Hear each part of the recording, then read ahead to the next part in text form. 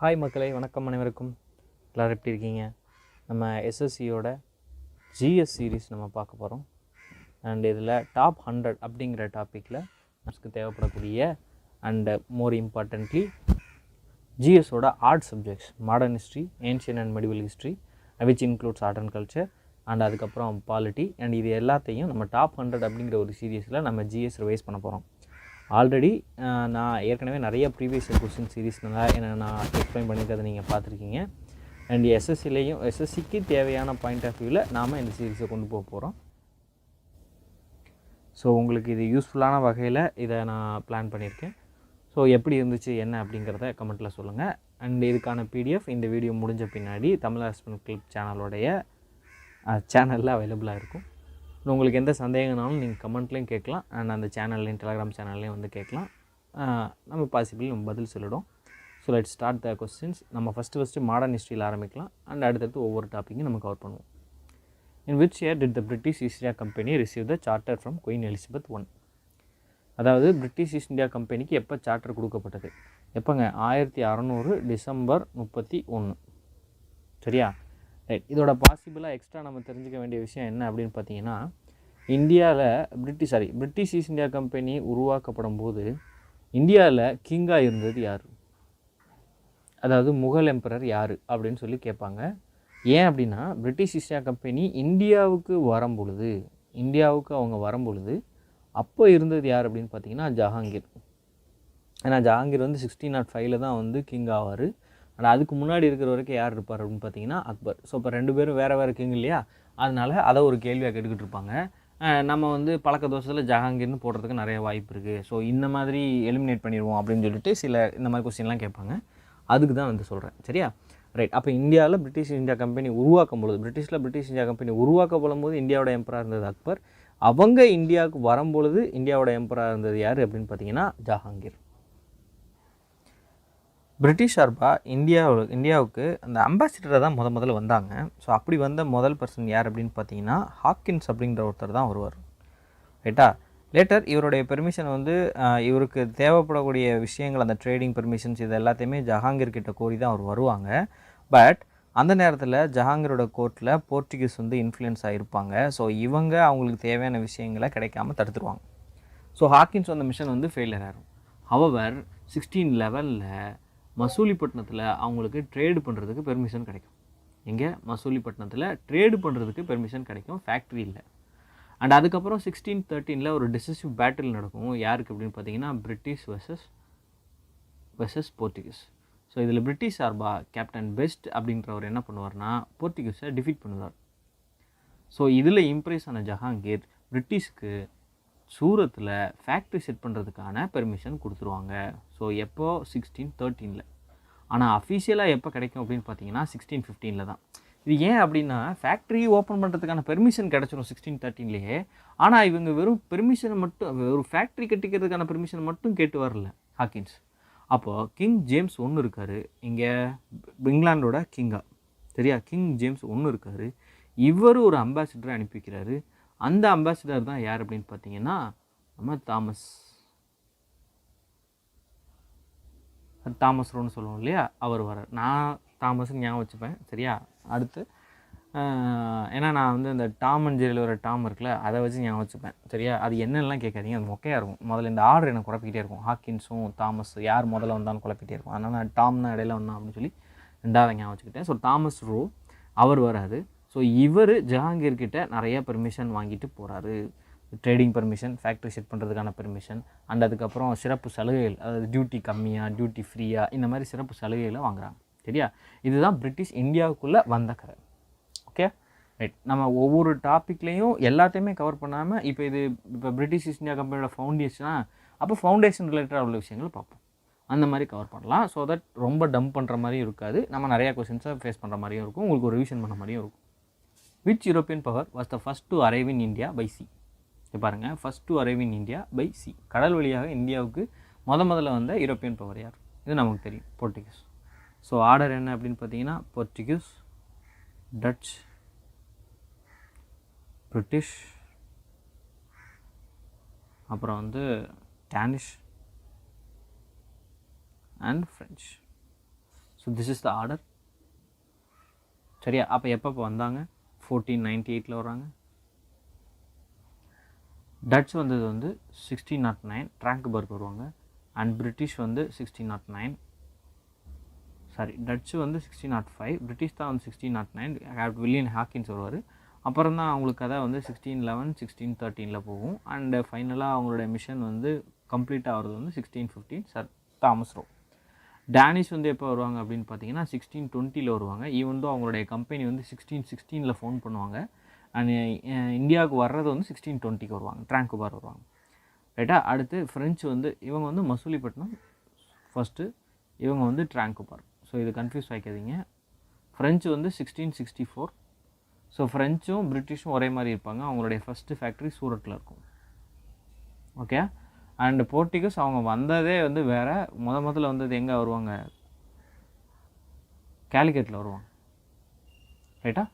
இதுதான் வந்து order of Europeans arriving India. Right. அப்போ போர்ட்டுகீஸ் முதல்ல வர்றதுக்கு முன்னாடியே ஒருத்தர் ட்ரை பண்ணியிருப்பார் 1487. அவர் யார் அப்படின்னு பார்த்தீங்கன்னா Bartholomew Dias. So he reached south of Africa and named it என்ன சொல்லுவார் அப்படின்னா கேப் ஆஃப் ஸ்டாம்னு சொல்லுவார்.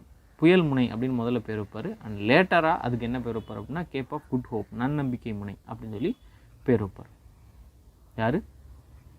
Bartholomew Dias. It was later 1498 Vasco da Gama. So Vasco da Gama தான் இந்தியாவுக்கு ரீச் ஆகிறார்.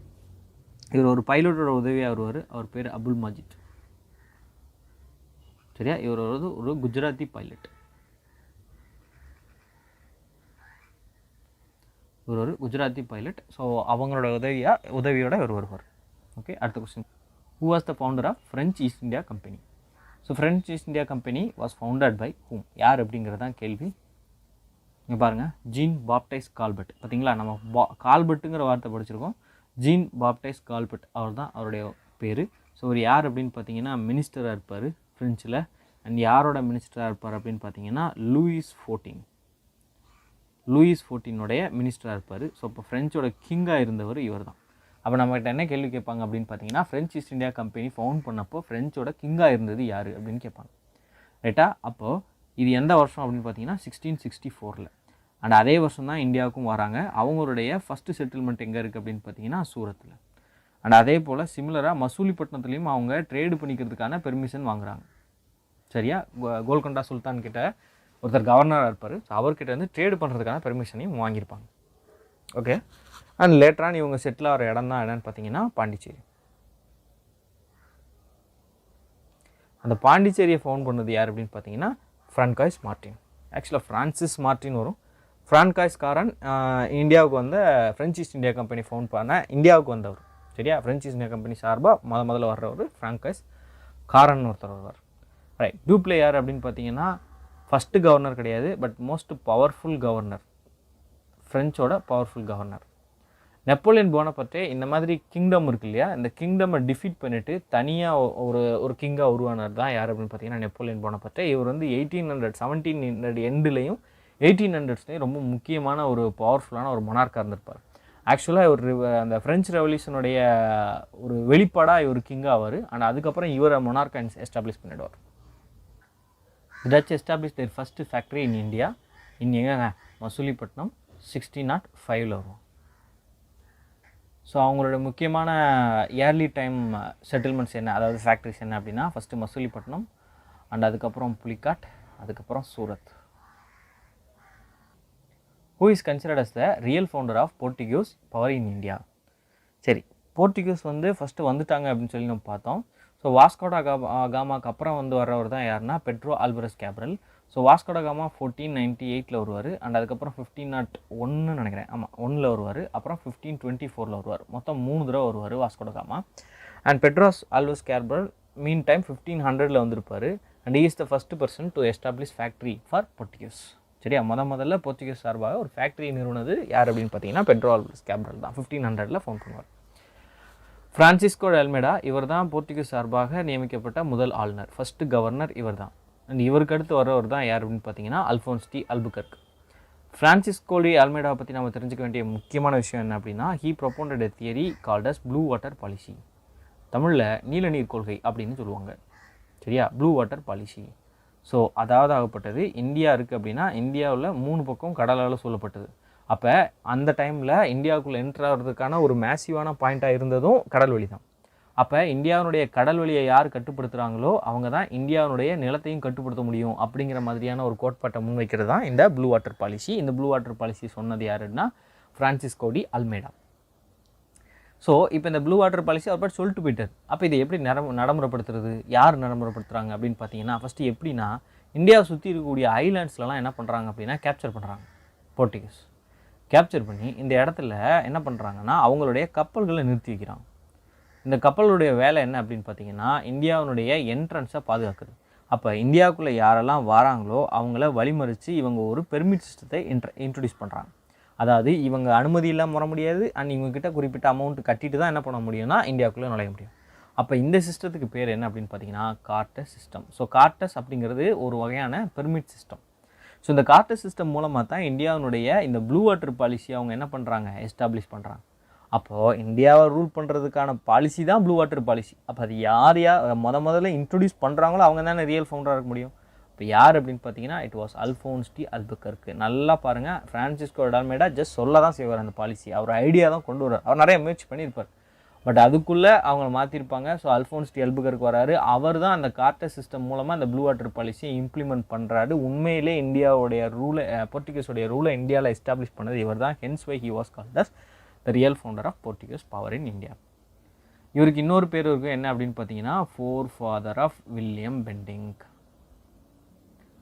ஸோ இதை நான் ஏற்கனவே சொல்லியிருக்கேன், ஏன் இவர் இப்படி அழைக்கிறாரு அப்படின்னு சொல்லி அழைக்கப்படுறாரு அப்படின்னு. ஸோ அதுக்கான ரீசனை நீங்கள் வந்து கமெண்ட்டில் சொல்லுங்கள். அடுத்த கேள்வியை பாருங்கள். Who introduced the policy of blue water? மேரே கிளவுசம். இது ஞாபகம் வச்சுக்கோங்க, இந்த மாதிரி டெக்னிக்கல் டேர்ம்லையும் கேட்குறதுக்கு வாய்ப்பு உண்டு. ஸோ ப்ளூ வாட்டர் பாலிசி சொன்னது யார் அப்படின்றது தான் கேள்வி. இதுக்கு நான் ஆன்சர் சொல்லிட்டேன், ஃப்ரான்சிஸ்கோ டி அல்மேடா. பார்த்தலோமே டயஸ் முதல்ல இந்தியாவுக்கு வழி தேடணும் துவங்கினவர். வாஸ்கோ ட காமா முதல்ல இந்தியாவுக்கு வழி தேடி வந்தவர். Alfonso de Albuquerque the real founder of Portuguese rule in India, and Francisco de Almeida is the first governor of Portuguese in India. Consider the following statements about Alphonse de Albuquerque. He was the second governor of Portuguese India. Alphonse de Albuquerque பற்றி கேட்டிருக்காங்க. Yes, correct. He introduced the policy of marrying Portuguese men with Indian women. Correct தான். இது எதுக்காக அப்படின்னு பார்த்தீங்கன்னா செட்டில்மெண்ட்ஸை improve பண்ணுறதுக்காக, Portuguese settlements increase பண்ணுறதுக்காக. So இவங்க அந்நியர்கள் அப்படின்னு சொல்லி எதிர்க்க மாட்டாங்க, ஸோ கொஞ்சம் ஆதரவு கிடைக்கும் அப்படின்னு சொல்லி நம்பினார். He captured Goa from Bahmani sultanate. So Bijapur சுல்தான்கிட்ட இருந்து தான் அவர் கைப்பற்றியிருப்பார். ஸோ பிஜாப்பூர் சுல்தான் பாமினி சுல்தானேட்டோட ஒரு பகுதி தானே அப்படின்னு கேட்காதீங்க. ஏன்னா பாமினி சுல்தானேட் வந்து ஒரிஜினலாக அந்த சவுத் ஏரியா ஃபுல்லாக கவர் பண்ணியிருப்பாங்க, விஜயநகரம் பாகமணி 2 பேரும். பட் பாமினி என்ன பண்ணுவாங்க அப்படின்னா பிரேக் ஆகிடுவாங்க, 5 சுல்தானேட்டாக வந்து பிரேக் ஆகிடுவாங்க. அதை வந்து டெக்கான் சுல்தானேட் அப்படின்னு சொல்லுவாங்க. அதோட ஒரு சுல்தானேட்டாக இருந்தது தான் பிஜாப்பூர் சுல்தான். ஸோ அவங்ககிட்ட இருந்தால் கேப்சர் பண்ணியிருப்பார் கோவாவை. எப்போ அப்படின்னு பார்த்தீங்கன்னா 1510 வந்து கேப்சர் பண்ணுறாரு. ஸோ இது சரியான்னு பார்த்தா கேப்சர் பண்ணதெல்லாம் உண்மை தான், பட் பாமினி கிடையாது, பிஜாப்பூர் சுல்தான். ஸோ இப்போ இது தப்பு. ஸோ கரெக்டானது கேட்டிருக்காங்க, 3 வராது. So answer B. It fought between, consider the following statements regarding the Battle of Plassey. It was fought between Siraj-ud-Dawla and Robert Clive. தெரிஞ்ச விஷயம் தான். Mir Jafar betrayed Siraj-ud-Dawla in this battle. அதுவும் உண்மைதான். Hence why this battle was called as not a battle but a betrayal. அதாவது இது போர் என்று அழைக்கப்படுவதில்லை, மாறாக இது ஒரு துரோகமாகும் அப்படின்னு சொல்லி தமிழ்ச்சுவாங்க. The British got Diwani rights after this battle.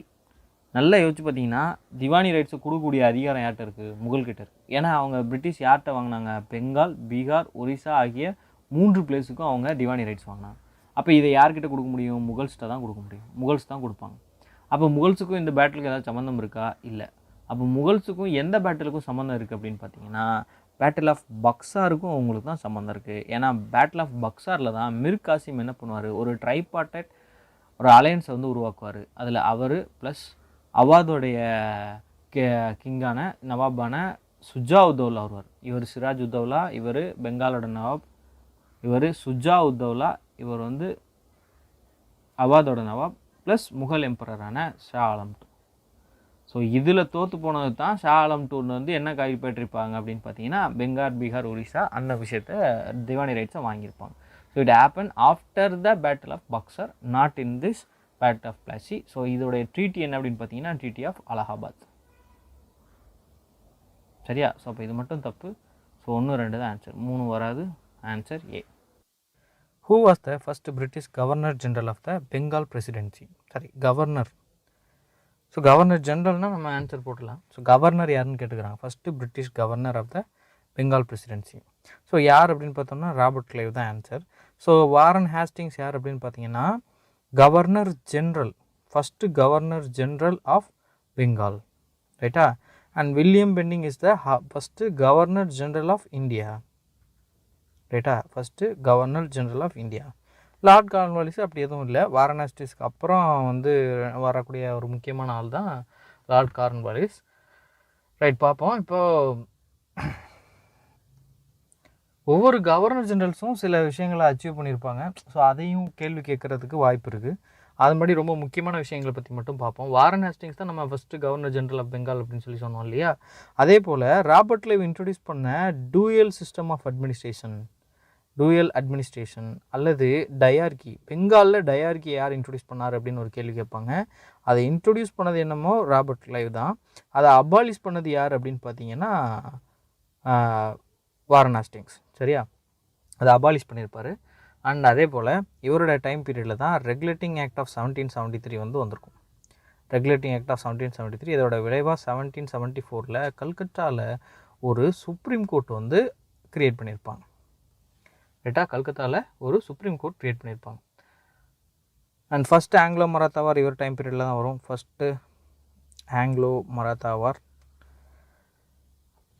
அதுக்கப்புறம் வந்து ஏசியாட்டிக் சொசைட்டி ஆஃப் பெங்கால் அப்படின்னு சொல்லி ஒன்று க்ரியேட் பண்ணியிருப்பாங்க. அது ஒரு ஆர்கனைசேஷன் மாதிரி, சரியா? அது க்ரியேட் பண்ணியிருப்பாங்க. அடுத்து கார்ன்வாலிஸ் பார்த்தோம் அப்படின்னா, ஸோ இவர் அட்மினிஸ்ட்ரேட்டிவாக நிறைய விஷயம் பண்ணியிருப்பார், சரியா? அட்மினிஸ்ட்ரேட்டிவ் பாயிண்ட் ஆஃப் வியூவில் நிறைய விஷயம் பண்ணியிருப்பார். And restructuring of police system, அந்த போலீஸ் சிஸ்டம், ஜுடிஷியரி சிஸ்டம், இது எல்லாத்தையுமே ரீஸ்ட்ரக்சர் பண்ணது யார் அப்படின்னு பார்த்தீங்கன்னா கார்ன்வாலிஸ் தான். கார்ன்வாலிஸ் வரும்போதே அவர் நிறைய கண்டிஷன் போட்டு தான் வந்தார். ஸோ ஆக்ட் ஆஃப் 1786 அப்படிங்கிற ஒரு ஆக்டே இவருக்காகவே க்ரியேட் பண்ணியிருக்கோம். ஸோ அது இவருக்கு பவர்ஸ் கொடுக்கறதுக்காக க்ரியேட் பண்ணப்பட்டது. அதே போல் கொஞ்ச நேரத்துக்கு முன்னாடி பார்த்தோம் இல்லையா, இவர் தான் பெர்மனன்ட் செட்டில்மெண்ட் அல்லது ஜமீன்தாரி சிஸ்டம் வந்து இன்ட்ரடியூஸ் பண்ணது யார் அப்படின்னு பார்த்தீங்கன்னா கார்ன்வாலிஸ் தான். ஸோ ஜமீன்தார்ஸுங்கிறவங்க எக்ஸிஸ்டிங்காக இருந்தவங்க தான். ஸோ அவங்கள தங்களுக்கான ரெவன்யூ கலெக்ட் பண்ணிக்கிறதுக்கான ஏஜென்ட்ஸாக மாற்றினது தான் பிரிட்டிஷோட வேலை. ஸோ ஜமீன்தாரி சிஸ்டம் ஒன்றும் புதுசாக உருவாக்கப்பட்ட விஷயம் இல்லை, அதை மாடிஃபைடாக இவங்களுக்கு தேவையான வகையில் மாற்றிக்கிட்டது தான் பிரிட்டிஷ் பண்ண சாதனை. William Bentinck, about William Bentinck, நிறைய இடத்துல நம்ம வில்லியம் பென்டிங்கை பற்றி பேசியிருக்கிறோம். வில்லியம் பென்டிங்கை பற்றி நிறைய விஷயம் நம்ம தெரிஞ்சிருக்கோம். First governor general of India. So இவர் தான் லாஸ்ட் கவர்னர் ஜெனரல் ஆஃப் பெங்காலும் டூ, சரியா? இப்போ கவர்னர் இப்போ ஒரு பொசிஷன்லேருந்து இன்னொரு பொசிஷன் மாறும்போது ஸோ அதோடைய ஃபஸ்ட்டுன்னு வர்ற ஆள் தான் லாஸ்ட்டாகவும் இருப்பார். இப்போ சொல்ல பாருங்கள், கவர்னர் ஆஃப் பெங்கால்லேருந்து கவர்னர் ஜெனரல் ஆஃப் பெங்கால்னு மாற்றிருப்பாங்க இல்லையா? அடுத்து கவர்னர் ஜெனரல் ஆஃப் பெங்கால்லேருந்து கவர்னர் ஜெனரல் ஆஃப் இந்தியான்னு மாற்றிருப்பாங்க. இப்போ கவர்னர் ஜெனரல் ஆஃப் இந்தியாவில் இருந்து வைஸ்ராய் ஆஃப் இந்தியா அப்படின்னு மாற்றிருப்பாங்க. இப்போ governor of Bengal, last governor of பெங்காலும் ஃபஸ்ட்டு கவர்னர் ஜெனரல் ஆஃப் பெங்காலும் ஒரே ஆள், யார்? Warren Hastings. Last governor general of பெங்காலும் ஃபஸ்ட்டு கவர்னர் ஜெனரல் ஆஃப் இந்தியாவும் ஒரே ஆள், வில்லியம் பென்டிங். அதே போல் லாஸ்ட் கவர்னர் ஜெனரல் ஆஃப் இந்தியாவும் ஃபஸ்ட்டு வைஸ்ராய் ஆஃப் இந்தியாவும் ஒரே ஆள், லார்டு கேனிங், ரைட்டா? ஸோ அடுத்த கொஸ்டின் பாருங்கள். The battle of Buxar was fought between British East India company and which are the following combinations of Indian rulers? பிரிட்டிஷ்க்கு அகெயின்ஸ்டாக சண்டை போட்ட கும்பல் யார் அப்படின்னு கேட்குறாங்க. ஸோ நமக்கு தெரியும், ஒன்று மிர் காசிம், ரெண்டாவது சுஜா உத்தவ்லா, அண்டு மூணாவது வந்து ஷா ஆலம் டூ, ரைட்டா? அப்போ ஷா ஆலம் டூ இருக்கார், சுஜா உத்தவ்லா இருக்கார், மிர் ஜாஃபர் கிடையாது, சிராஜ் உத்தவ்லா பேட்டில் ஆஃப் பஸ்ஸில் இறந்து போயிடுவார், மிர் காசிம், ஷா ஆலம் டூ, சுஜா உத்தவ்லா 3 பேர் வருவாங்க. அப்போ இங்கே என்ன தப்பு அப்படின்னா சிராஜ் உத்தவ்லா வரமாட்டாங்க. இப்போ ஆப்ஷன் சி தான் இது. ஸோ பேட்டில் ஆஃப் பக்சார் 1764 நடக்கும். இதோட விளைவாக வந்தது தான் 1765 த ட்ரீட்டி ஆஃப் அலகாபாத், ரைட்டா? ட்ரீட்டி ஆஃப் அலகாபாத் கொண்டு வந்திருப்பாங்க. இதன் அடிப்படையில் 2 பேருக்கும் வந்து தனித்தனியாக ட்ரீட்டி போட்டிருப்பாங்க. ஒன்று வந்து அதாவது ட்ரீட்டி ஆஃப் அலகாபாத்லேயே 2 டேர்ம்ஸ் இருக்கும், சரியா? ஒன்று வந்து சுஜா உத்தவ்லாக்கு, இன்னொன்று வந்து ஷா ஆலம் டூக்கு, சரியா? ஏன்னா மாற்றினது இவங்க 2 பேர் தான். மிர் காசிம் எஸ்கேப் போயிடுவார், அதுக்கப்புறம் அவர் வாண்டராகவே இருந்து செத்து போயிடுவார். அவர் டீத்ரோன் பண்ணது தான், பெங்கால் இவங்க கேப்சர் பண்ணிக்கிட்டாங்க. பட் சுஜாவுதாவுலாவுக்கும் ஷா ஆலம் டூக்கும் நீ ஏன் தேவையில்லாமல் என்ன எதிர்த்த அப்படின்னு சொல்லி இவங்க 2 பேர்த்துக்கும் ஆப்பு வச்சுருப்பாங்க. இதில் ஷா ஆலம் டூலேருந்து வாங்குறது தான் பெங்கால், பீகார், ஒரிசா ஆகிய 3 பகுதிகளுக்குமான Diwani right. Who was the British commander during the battle of Buxar? Battle of Buxar இப்போ தான் பார்த்தோம். 1764 இந்த பேட்டில் ஆஃப் பக்சார் நடந்துச்சு. Mir Qasim plus Shujauddaula plus Shah Alam two உங்கள் 3 பேர்த்துக்கும் வெர்சஸ் பிரிட்டிஷ். இப்போ பிரிட்டிஷ் சார்பாக யார் சண்டை போட்டாங்கன்னு கேட்குறாங்க. யார் அப்படின்னு பார்த்தீங்கன்னா மேஜர் ஹெக்டர் முன்ரோ அப்படிங்கிறவர் தான் பிரிட்டிஷ் சார்பாக சண்டை போட்ட அந்த கமாண்டர். ஸோ ஆன்சர் வந்து ஏ. ராபர்ட் கிளைவ் எதில் இருந்திருப்பார்? Battle of Arcot, part of Carnatic war. சரியா, செகண்ட் கர்நாட்டிக் வாரோட ஒரு முக்கியமான வார் பேட்டில் தான் பேட்டில் ஆஃப் ஆர்காட். அதில் தான் வந்து சீஜ் ஆஃப் ஆர்காட் நடந்திருக்கும். ஸோ அதை லெட் பண்ணதே யார் அப்படின்னா ராபர்ட் கிளைவ் தான். அண்ட் அதுக்கப்புறம் முக்கியமானது என்ன அப்படின்னு பார்த்தீங்கன்னா battle of Plassey. Battle of பிளாசியில் இவரும் வாட்சன் 2 பேரும் வந்திருப்பாங்க. சரியா, ராபர்ட் கிளைவும் வாட்சனும் வந்திருப்பாங்க. வாரன் ஹேஸ்டிவ் did an important role in எப்போ அப்படின்னு பார்த்தீங்கன்னா இதில் ஆங்கிலோ மராத்தா வார்ஸில். சரியா, அண்ட் அதே போல் லார்ட் கார்ன்வாலிஸ் ஹீ ஹிம்செல்ஃப் வந்து என்னவாக இருப்பார் அப்படின்னா கமாண்ட் பண்ணியிருப்பார். எதுக்கு அகெயின்ஸ்டானா ஆங்கிலோ-மைசூர் வார். எந்த மைசூர் வார்னா 3rd ஆங்கிலோ-மைசூர் வாரில். Why did Mir Qasim ally with Shujauddaula and Shah Alam two against the British?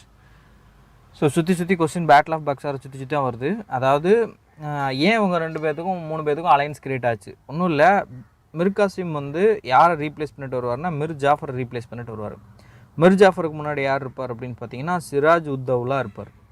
சரியா, சிராஜ் உத்தௌலா இருப்பார். இப்போ இவரை பேட்டில் ஆஃப் பிளாசியில் காலி பண்ணிட்டாங்க. இப்போ காலி பண்ணுறதுக்கான ப்ராமிஸ் தான் என்ன அப்படின்னு பார்த்தீங்கன்னா மிர் ஜாஃபருக்கு த்ரோன். ஆனால் த்ரோனுக்கு வந்த பின்னாடி மிர் ஜாஃபரை டார்ச்சர் பண்ணி எடுத்துட்டாங்க. அதை கூட இதை கூடன்னு சொல்லி பிரிட்டிஷ் வந்து பிடிங்கிட்டே இருப்பாங்க காசு. ஒரு கட்டத்தில் மிர் ஜாஃபரால் கொடுக்க முடியாதுன்ற மாதிரி பிரச்சனை வரும்போது மிர் ஜாஃபருக்கும் பிரிட்டிஷ்க்கும் முட்டிக்குது. அப்போ மிர் ஜாஃபர் என்ன பண்ணுவார் அப்படின்னு பார்த்தீங்கன்னா டச்சை கூட்டிகிட்டு வருவார். அப்போ தான் இந்த பேட்டில் ஆஃப் பெடாரா அப்படின்னு ஒரு சண்டை நடக்கும் ஃபைனலாக 1757. அண்ட் அதில் டச்சை டிஃபீட் பண்ணி அண்டு மிர் ஜாஃபர் என்ன பண்ணிடுவாங்க, டீத்ரோன் பண்ணிடுவாங்க. கொலை பண்ண மாட்டாங்க, டீத்ரோன் பண்ணிடுவாங்க. டீத்ரோன் பண்ணிவிட்டு மிர் ஜாஃபருடைய சொந்தக்காரர் மிர் காசிம் வந்து அப்பாயின் பண்ணுவாங்க. மருமகன் நினைக்கிறேன், அந்த மாதிரி ஒரு ரிலேஷன் வரும். மிர் காசிம் அப்பாயின் பண்ணுவாங்க. பட் பெங்காலை ரூல் பண்ணதுலேயே அலிவர்திகான்னு ஒரு ஃபேமஸான ஒரு ரூலர் இருப்பார். அவருக்கு அடுத்து நிறைய பேர் வந்துட்டு போவாங்க. அண்ட் அந்த லைனில் ரொம்ப கேப்பபிளான ஒரு ரூலர் அப்படின்னு பார்த்தீங்கன்னா மிர் காசிமை தான் சொல்லுவாங்க.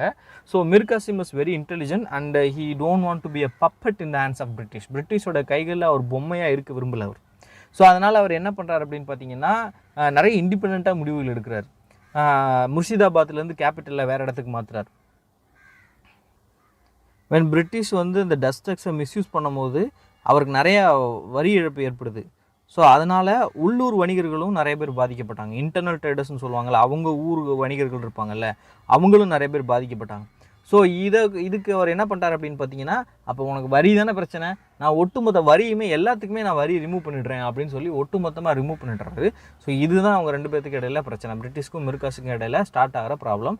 ஸோ பிரச்சனை பெருசாகிட்டே இருக்குது. ஸோ மிர் காசிமுக்கும் அவங்களுக்கும் தவிர்க்க முடியாத சில கிளாஷ் வருது. இதில் 2-3 இடத்துல தொடர்ந்து மிர் காசிமை டிஃபீட் பண்ணி பெங்காலை விட்டு வெளியே அனுப்பிடுவாங்க. ஸோ எக்ஸ்பெல் ஆன மிர் காசிம் என்ன பண்ணுவார் அப்படின்னு பார்த்தீங்கன்னா சுஜாவுதௌலாட்ட போய் ஹெல்ப் கேட்பார். அண்ட் அதுக்கப்புறம் தான் யாரை கூட்டிகிட்டு வருவார் அப்படின்னு பார்த்தீங்கன்னா ஷா ஆலம் டூ கூப்பிட்டு வருவார். So expelled by the British and sought revenge. So இதுதான் எக்ஸாக்ட் ஆன்சராக இருக்க முடியும். So answer B. With reference to the consequences of the battle of Buxar consider the following statement. Battle of பக்சாருக்கு அப்புறம் என்ன நடந்துச்சு? The Mughal emperor became a pensioner of the British East India Company. Yes, correct. சுஜாவுதௌலாட்ட இருந்து அலகாபாத் மட்டும் தனியாக வாங்குவாங்க. So அதை வந்து யார் கொடுத்துடணும் அப்படின்னு பார்த்தீங்கன்னா ஷா ஆலம் டூக்கு கொடுத்துடணும் அப்படின்னு சொல்லி ஒரு கண்டிஷன் போடுவாங்க. ஸோ இந்த பிளேஸை எதுக்கு அவர்கிட்ட கொடுக்க போகிறேன்னா, தம்பி இனிமேல் நீ அங்கே தான் இருக்க போகிற அப்படின்னு சொல்லி ஷா ஆலம் டூவை அலகாபாத்துக்கு மாற்றிடுவாங்க. So Shah Alam two the Mughal emperor, the mighty Mughal emperor became the pensioner of the East India Company. So பிரிட்டிஷோட கிழக்கிந்திய கம்பெனிக்கு கீழே இந்தியாவினுடைய பழம்பெரும் ஒரு மிகப்பெரிய எம்பையரான முகலாய அரசனுடைய அந்த அரசர் இருக்கார் இல்லையா, யார், ஷா ஆலம் டூ, அவர் வந்து பென்ஷனராக மாறி போயிடுவார். The British East India Company become the de facto ruler of Bengal. Yes, இதுதான் நடக்கும். மறுபடியும் மிர் ஜாஃபருக்கு என்ன பண்ணுவாங்கன்னா அப்பாயிண்ட் பண்ணுவாங்க. இந்த டைம் மிர் ஜாஃபரால் எதுவுமே பண்ண முடியாது. இதுக்கு முன்னாடியாச்சும் மிர் ஜாஃபர் ஏதாவது கொஞ்சமாச்சும் ரெசிஸ்ட் பண்ணிட்டு இருந்தார். அண்ட் இதுக்கப்புறம் ரெசிஸ்ட் பண்ணுறதுக்கும் வழியும் இல்லை. அவர் இறந்த பின்னாடி அவரோட பையன் அப்படின்னு சொல்லி அதோட ரூல் போகும். அண்ட் அவரோட பையன் இறந்த பின்னாடி அவங்களுடைய ஆட்சியை முடிவுக்கு வந்துடும். ஸோ பெங்காலோடைய ஆட்சி அந்த வகையில் முடிவுக்கு வந்த பின்னாடி உண்மையான ஆட்சி யார் எடுத்துப்பாங்க அப்படின்னு பார்த்தீங்கன்னா பிரிட்டிஷ் எடுத்துப்பாங்க. அண்ட் அதுலேருந்து இண்டிபெண்டன்ஸ் வரைக்கும் பிரிட்டிஷ் வந்து பெங்கால் கையில் வச்சுருந்தாங்க. 1911 வரைக்கும் பெங்கால் தான் அவங்களுடைய கேபிட்டலாக இருந்துச்சு. 1911 டெல்லியை மாற்றுவாங்க. சரியா? அடுத்த நவாப் ஆஃப் அவாத், ஆக்சுவலாக அது ஸ்டேட் ஆஃப் அவாத்னு இருக்கணும். The nawab of state of Awadh was completely annexed by the British after the battle கிடையாது. இந்த completely, absolutely, only, utmost, almost இந்த மாதிரி வார்த்தைகள்லாம் ஸ்டேட்மெண்ட்டில் வரும்போது ரொம்ப ஜாக்கிரதையாக இருங்க. ஸோ கம்ப்ளீட்லி அனெக்ஸ் பண்ணிக்கிட்டாங்கன்னா கிடையாது. ஆக்சுவலாக அவங்க நினச்சிருந்தாங்கன்னா அந்த ஸ்டேட் ஆஃப் அவாத் தான் அனெக்ஸ் பண்ணியிருந்துருக்கலாம். பட் அவங்க என்ன நினச்சாங்கன்னா அந்த டைமில் அவங்க கொஞ்சம் வீக்காக தான் இருந்தாங்க, சின்னதாக தான் இருந்தாங்க. ஸோ அவங்க என்ன தான் வந்து கிடைக்கிற வரைக்கும் லாபம்னு எடுத்துக்கிட்டால் கூட அவங்க கொஞ்சம் பொலிட்டிக்கலாகவும் டிப்ளமேட்டிக்காகவும் யோசிச்சாங்க. அந்த டைம் மராத்தா மோஸ்ட் பவர்ஃபுல்லாக இருந்தாங்க. ஸோ மராத்தாஸ்லேருந்து கான்டாக்டை விலக்கியே இருக்கணும் அப்படின்னு சொல்லி முயற்சி பண்ணாங்க. அதனால் மராத்தாஸ்க்கும் பெங்காலுக்கும் இடையில ஒரு பஃபர் ஸ்டேட்டாக யாரை யூஸ் பண்ணிட்டாங்க அப்படின்னு பார்த்தீங்கன்னா அவாதை யூஸ் பண்ணிட்டாங்க. சரியா? பஃபர் ஸ்டேட்னா என்ன? இடைப்பட்ட பகுதிகள் அப்படின்னு சொல்லி சொல்லுவாங்க. இடைப்பட்ட பகுதிகள்னால் 2 பெரிய பகுதிகள் இந்த சந்திக்காமல், நேராக சந்திக்காமல் இருக்கிறதுக்கு இடைப்பட்ட பகுதியில் வேறு ஒரு ஸ்டேட் இருக்கும். சரியா? அதான் பொலிட்டிக்கலாக, ஹிஸ்டாரிக்கலாக நிறைய இது யூஸ் பண்ணியிருக்கிறாங்க. ஸோ அந்த வகையில் பிரிட்டிஷ் அவாதை வந்து பஃபர் ஸ்டேட்டாக யூஸ் பண்ணிட்டாங்க. ஸோ அதனால தான் இந்த ஸ்டேட்மெண்ட் இப்படி ஒரு கேட்டிருக்காங்க. இதெல்லாம் ஒரு கேள்வியான்னு கேட்கக்கூடாது. அது ஒரு பொலிட்டிக்கலாக ஒரு சிக்னிஃபிகண்ட்டான ஒரு ஸ்டெப்பு. ரைட்டா? அதனால் அதை நம்ம தெரிஞ்சுருக்கணும். ஸோ 3 வராது. ஆப்ஷன் வந்து ஏ. which of the following statements about the battle of Plassey is incorrect அப்படின்னு சொல்லி கேட்டிருக்காங்க. பாருங்கள், இதில் இந்த இடத்துல மாட்டிக்கூடாது. Incorrect. Spot in 1751 near the town of Plassey in Bengal. Correct தான். It was decisive naval battle. டவுனில் நடந்தது. எப்படி நேவல் பேட்டிலாக இருக்கும்? ஸோ தப்பு. The British victory marked the beginning of British political dominance in India. Yes, 1757 தொடங்கி 1857 ஒரு மிகப்பெரிய ரிவால்ட்டை கொண்டு வந்து அண்ட் 1947 வரைக்கும் அவங்க ரூல் பண்ணாங்க. இதுதான் வந்து பிரிட்டிஷோட லெகசி. இதுக்கு முன்னாடி அவங்களுடைய ப்ரெசன்ஸ் ஒரு 100 வருஷத்துக்கிட்ட அவங்களோட ப்ரெசன்ஸ் 100-150 வருஷத்துக்கிட்ட அவங்களோட ப்ரெசன்ஸ் இருந்த போதிலும் இந்த 1757 தான் அவங்களுடைய ஆட்சியை வந்து துவங்க வச்சிச்சு அப்படின்னு சொல்லி சொல்லுவாங்க. இதுக்கு முன்னாடியும் கர்நாடிக் வாரில் வெற்றி பெற்றாங்க. ஆனால் 1757 தான் பிரிட்டிஷுடைய துவங்கப்பட்டது. 1757. ஸோ அப்போ அந்த ஸ்டேட்மெண்ட் கரெக்டு. நம்மக்கிட்ட தவறானது மட்டும் கேட்டிருக்காங்க. ஆன்சர் 2. ஸோ இதை நம்ம ஏற்கனவே பார்த்துட்டோம், அதனால் நான் ஆன்சர் மட்டும் சொல்கிறேன். Which nawab Bengal was installed by the British India Company after battle of Plassey. Battle of பிளஸியில் சிராஜுத்தௌலா இறந்ததுக்கப்புறம் பிரிட்டிஷ் யாரை அப்பாயிண்ட் பண்ணாங்க? யாரை? மிர் ஜாஃபரை அப்பாயிண்ட் பண்ணாங்க. Who was the nawab of Bengal before Sirajuddaula? சிராஜுத்தௌலாவுக்கு முன்னாடி பெங்காலை ஆட்சி செஞ்சது யார் அப்படிங்கிறது தான் கேள்வி கேட்குறாங்க. ஸோ இதுக்கான ஆன்சர் மிர் ஜாஃபரும் கிடையாது, மிர் காசிமும் கிடையாது, சுஜாவுத்தௌலாவும் கிடையாது. எலிமினேட் பண்ணாலே முடிஞ்சு போச்சு. ஏன்னா சிராஜுத்தௌலாவுக்கு அடுத்து மிர் ஜாஃபர் வருவார், அவருக்கு அடுத்து மிர் காசிம் வருவார். அண்ட் அலகாபாத்தை ரூல் பண்ணவர், அதாவது அவாதை ரூல் பண்ணவர் தான் யார் அப்படின்னு பார்த்தீங்கன்னா சுஜாவுத்தௌலா. ஸோ அப்போ அவரும் கிடையாது இல்லையா? அப்போ யாருன்னு பார்த்தீங்கன்னா அலிவர்தி கான். ஸோ பெங்காலை ரூல் பண்ணவங்க யார் யார் அப்படின்னு பார்த்தீங்கன்னா முர்ஷித் குலி கான் அப்படின்னு ஒருத்தர் இருப்பார். ஸோ முர்ஷித் குலி கான் இவர் ஒரு முகலுடைய கவர்னராக இருந்திருப்பார். இவர் தான் இண்டிபெண்ட் ரூலை எஸ்டாப்ளிஷ் பண்ணியிருப்பார். ஈவன் தோ தன்னை நவாபுன்னு சொல்லிக்க மாட்டார், பட் இண்டிபெண்ட் ரூலை எஸ்டாப்ளிஷ் பண்ணியிருப்பார். இதுக்கப்புறம் ஒருவர் தான் யார் அப்படின்னு பார்த்தீங்கன்னா சுஜாவுத்தீன். சரியா? சுஜாவுத்தௌலா இல்லை, சுஜாவுத்தௌலா இஸ் அவாதோட ரூலர், சுஜாவுத்தீன். ரைட்டா? அண்ட் அதுக்கப்புறம் வரவர் தான் அலிவர்தி கான். ஸோ அலிவர்தி கானுடைய பேரன் தான் யாருன்னா நம்ம Sirajuddaula. Sirajuddaula. After Sirajuddaula it was Mir Jafar, and after it was Mir Qasim, and again it was Mir Jafar. Which nawab of Awadh, அது அவுத் அல்லது அவாத் ரெண்டுமே ஒன்று தான், was known for shifting the capital from Ayodhya to Lucknow and making it a cultural centre. யார் அப்படின்னு பார்த்தீங்கன்னா ஆசஃப் உத்தௌலா. ஸோ அவாதை பற்றியோட ரூலர்ஸை பற்றி பேசுகிறாங்க. அண்ட் அதில் அந்த அயோத்தியாவிலேருந்து லக்னோ கேபிட்டல் மாற்றினது யார் அப்படின்னா Asaf Uddaula. With respect to treaty of Alinagar 1757 signed before the battle of Plassey. அதாவது சிராஜுத்தௌலா முதல்ல போய் சண்டை போடுவார். சண்டை போட்டு அவங்க கொஞ்சம் பிரச்சனையாகும். அண்ட் அதுக்கப்புறம் வந்து அவங்களுக்குள்ள ஒரு ட்ரீட்டி சைன் ஆகும். லேட்டரான அவங்களுக்கு மறுபடியும் ஒரு பிரச்சனை கிளம்ப ஆரம்பிக்கும், ஃபோர்ட்டிஃபை பண்ண ஆரம்பிப்பாங்க, அந்த மாதிரி பிரச்சனை ஆரம்பிக்கும். அப்போ தான் சண்டை பெருசாகும். ரைட்டா? அதுக்கு முன்னாடியே ஒரு ட்ரீட்டி சைன் ஆயிருக்கும், அந்த ட்ரீட்டி ஆஃப் அலிநகர். சரியா? So it was signed between British India company and Nawab Sirajuddaula. Correct தான். It restored company's trading privileges and allot them to fortify Calcutta. இதுவும் கரெக்டு தான். And it was signed after the British victory at the battle of Plassey. இங்கே கேள்வியிலே பிஃபோர்னு இருக்குது, இங்கே after இருக்குது, கான்ட்ராடிக்டியாக இருக்குது. So தப்பு. கரெக்டானதுன்னா 1 and 2. Option C. So the following classes was not part of the Treaty of Alinagar 1757. மறுபடியும் Treaty of Alinagar பற்றி British East India company என்ன பண்ணுறாங்க அப்படின்னா allowed to trade freely and fortify their settlements. இதுதான் கொஞ்ச நேரத்துக்கு முன்னாடி பார்த்தோம். நவாப் agreed to return the captured Calcutta to the company. அதுவும் நடந்திருக்கும். The company was granted the right to collect land revenue in Bengal. கிடையாது, ஆக்சுவலாக அந்த லேண்ட் ரெவென்யூ பெங்கால் கதையெல்லாம் வந்து பக்சாருக்கு அப்புறம் தான் வரும். All past offences between nawab and the company were forgiven. Right தான். ஸோ இப்போ ஆன்சர் வந்து சி.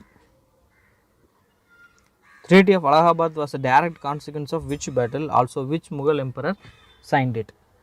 ஸோ எதோட விளைவு என்ன போர்னால் வந்துச்சு அண்டு யார் எந்த முகல் எம்பரர் அதை சைன் பண்ணார் அப்படின்னு சொல்லி கேட்குறாங்க. ஸோ ஆன்சர் என்ன அப்படின்னு பார்த்தீங்கன்னா battle of Buxar and Shah Alam, which even marked the beginning of second Carnatic war. So என்ன நடக்கும் அப்படின்னு பார்த்தீங்கன்னா செகண்ட் கர்நாடிக் வாரை பற்றி பேசுகிறாங்க. செகண்ட் கர்நாடிக் வாரில் மொத்தம் வந்து 4 பார்ட்டிஸு. ஒன்று ஹைதராபாத், ரெண்டாவது வந்து கர்நாடிக் அல்லது ஆர்காட் அவங்களோட கேபிட்டல். ஸோ கர்நாடிக் அப்படின்னும் சொல்லிக்கலாம், கர்நாடிக். அண்ட் அதுக்கப்புறம் பிரிட்டிஷ் அண்ட் அதுக்கப்புறம் ஃப்ரெஞ்ச். இதில் நிசாம் உல் முல்க். இதுக்கப்புறம் இந்த சேருக்கு வர்றது யார் அப்படின்னு பார்த்தீங்கன்னா நாசிர் ஜங்.